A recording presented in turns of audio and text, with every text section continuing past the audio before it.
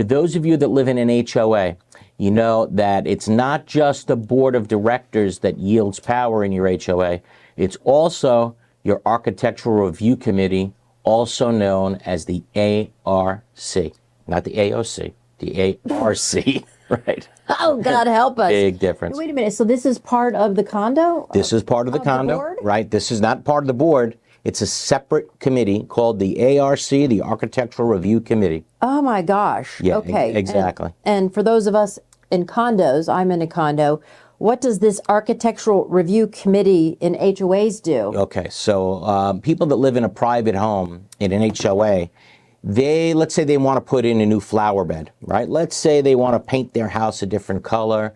They may want to put pavers in their driveway or change the type of garage door they have. You would think that because they live in a private home, they can do all of these things, right? No. Yeah. I guess the answer to the question is not without first getting approval from the Architectural Review Committee. You'd be right, Karen. They are an incredibly powerful committee whose power oftentimes can't even be overturned by the board of directors. That's how powerful they are. Yeah. And does that mean that you can, you'd have to be able to change the colors inside your house and the outside? Well, I tell you, we'll get to that because, as you'll see in a few minutes, the legislature took aim at the board. The legislature took aim not only at board, but they took aim at the Architectural Review Committee. Yeah. You want to make changes inside your house that can't be seen? Sorry, they just took the power away from that to approve it. Wow, you're kidding me. How can Yeah, that this be? is in HB 1203. It's an amendment to Florida Statute 720.3035, 720.3035. And here's what the new statute says, okay?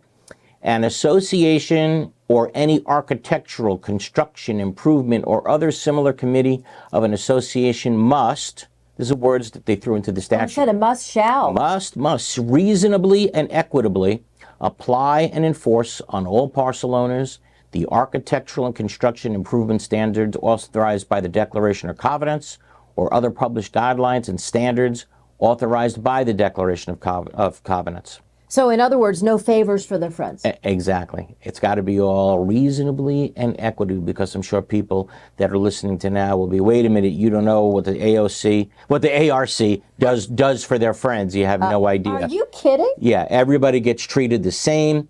And next, let's go to Section B. An association or any architectural, construction improvement or other such similar committee of an association may not enforce or adopt a covenant, rule, or guideline that limits or places requirements on the interior. That's exactly what we're talking about. On the interior of a structure that isn't visible from the parcel's frontage or an adjacent parcel. Can't make any rules about that. That's not visible. That's not visible, okay. Correct. So in other words, don't tell me what color to paint my bedroom if you can't see it. Exactly. They can't do that. This is interesting because in Hialeah, these homes, because rent is so expensive, yes, people were putting in RVs and boats. Yes. And people were living and paying rent. Crazy, right? So if you have it so it can't be seen by the neighbor. Right. Who cares? But this was the city that passed the ordinance. Right. This is your association. You brought that up about affordable housing. We'll go off topic for 1 second.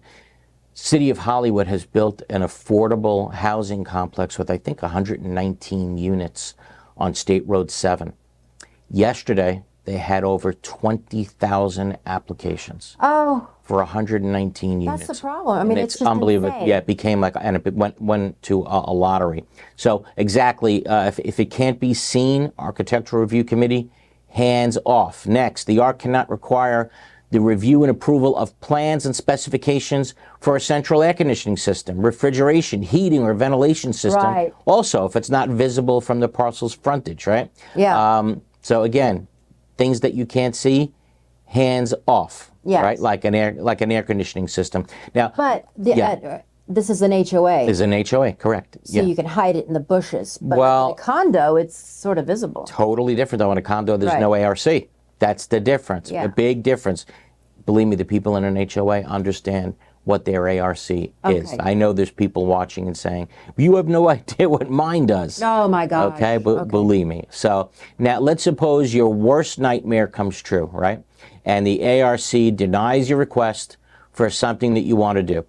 What kind of notice do they now have to provide, right? That's a good question. They just denied you, and here's the new law. If the ARC denies a parcel owner's request or application for the construction of a structure or other improvement on a parcel, the ARC must provide written notice to the parcel owner stating with specificity the rule or covenant on which the ARC relied when denying the request, Okay. and the specific aspect or part of the proposed improvement that doesn't conform to the rules. So it's not arbitrary, we don't like you or No. your purple door. Right. Yeah, It's supposed to this is be, what we you're- got to tell you in writing what you specifically didn't comply with. Is this like the courts where you don't like what they say? Can you appeal the ARC? Yeah, that's a great question. Now, normally you didn't have a shot at Oh. appeal, but you do now. And here's the new law. Thank If a God. parcel owner's rights and privileges have been unreasonably infringed upon or impaired by a decision concerning the use of his or her parcel by the association, get ready everybody, must provide the parcel owner with the ability to appeal such decision to an appeals committee. So now the HOA has to create an appeals committee that consists of at least 3 members appointed by the board who are not officers, directors, or employees of the association or members of the ARC or other similar committee of the association. You know, it's hard enough to get volunteers. Now you have to have volunteers, at least 3, for an ARC appeals committee. The appeals committee has the right to reverse, modify, or infirm the decision being appealed.